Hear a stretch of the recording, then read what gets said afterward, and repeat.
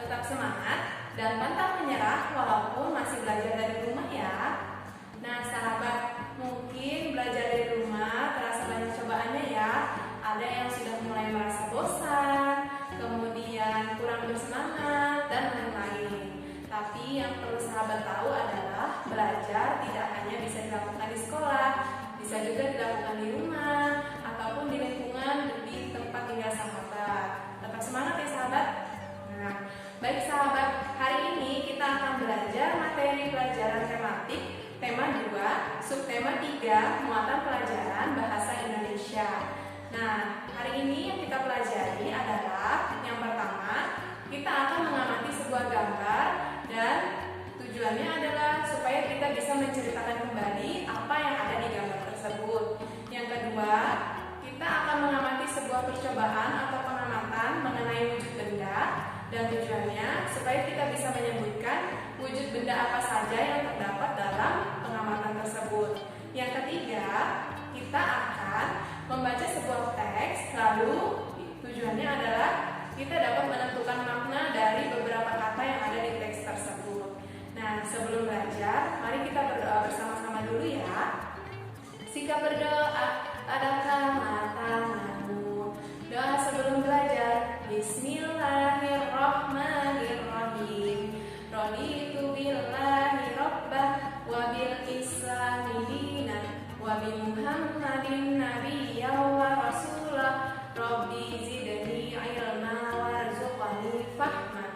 Saya rela Allah Tuhan kami, Islam agama kami, Nabi Muhammad adalah Nabi dan Rasul kami. Ya Allah, tambahkanlah ilmuku dan berilah aku pemahaman yang baik. Amin. Sudah siap belajar? Simak baik-baik video ini ya.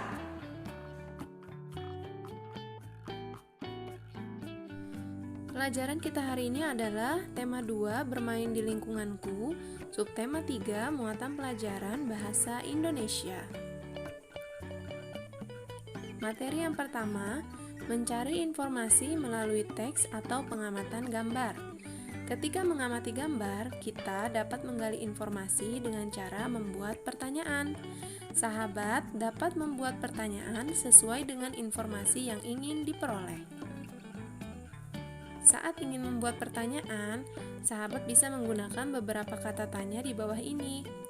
Bisa menggunakan kata apa, mengapa, kapan, di mana, siapa, dan bagaimana. Kata tanya apa digunakan untuk menanyakan sesuatu.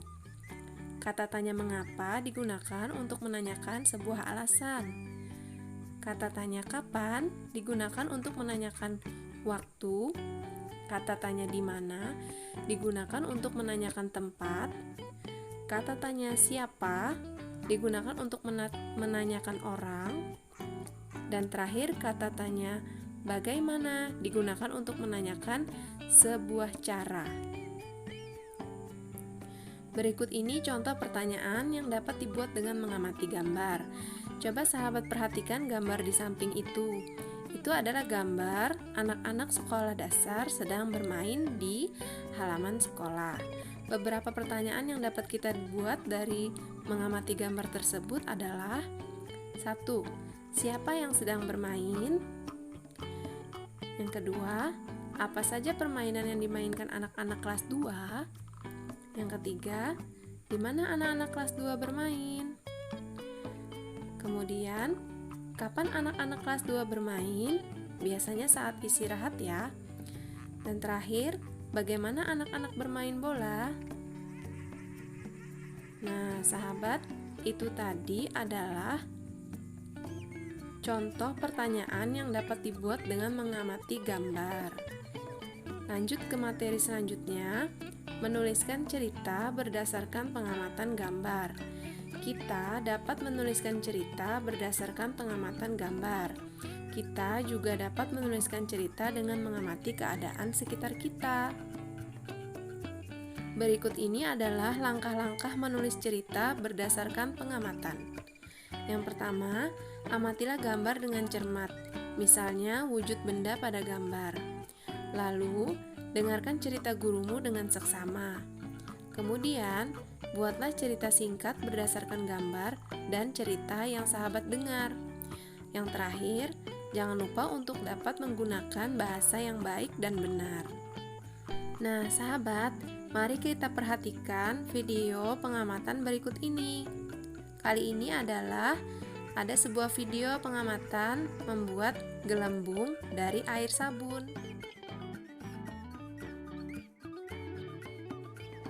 Kegiatan kita yang kedua hari ini adalah mengamati sebuah percobaan. Nah, di sini kita akan mengamati air sabun.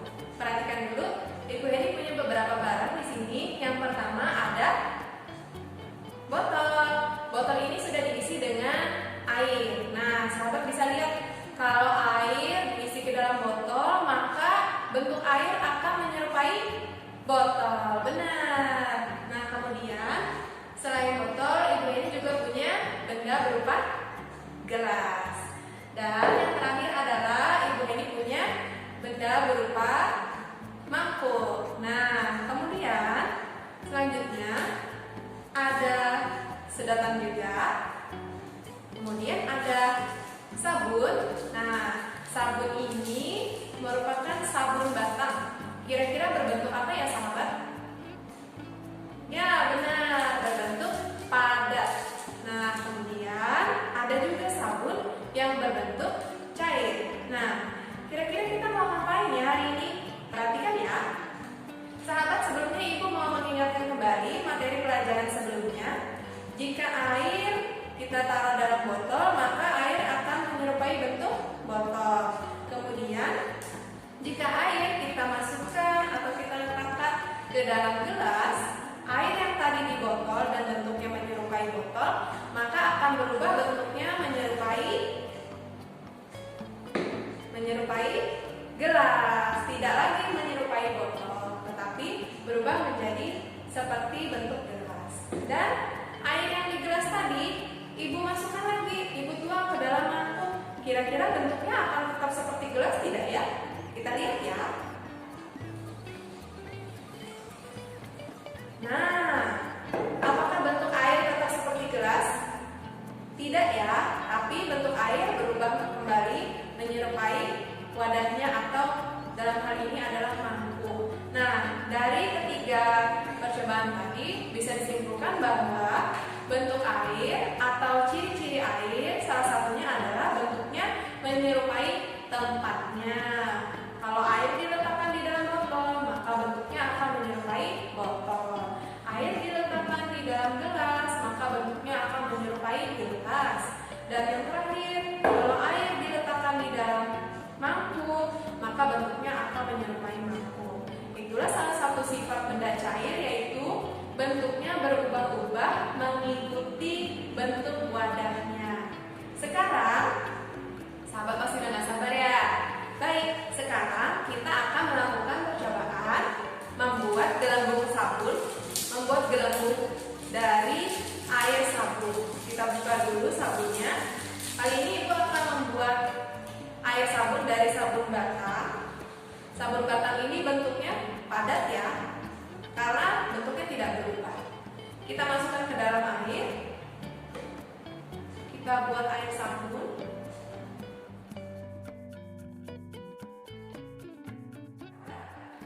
Baik sahabat, tadi kita membuat air sabun dari sabun yang berbentuk padat. Nah, ini sudah jadi air sabunnya. Coba sahabat lihat, tadi sabun batang berbentuk padat, kemudian dilarutkan ke dalam air yang ada di mangkuk, dikocok-kocok akan berubah menjadi seperti ini. Lalu kita coba tiup ya. Mudah-mudahan gelembung sabunnya berhasil ya.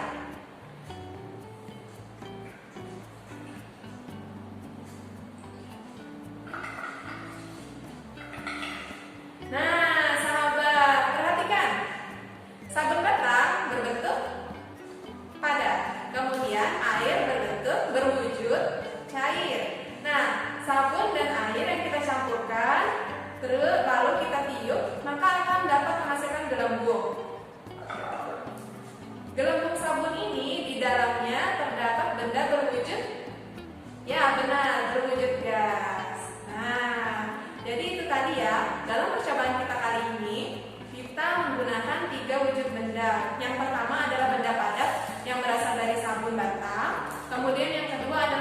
benda berwujud cair yang berasal dari air, dan yang ketiga adalah benda berwujud gas, yaitu gelembung udara yang ada di dalam gelembung.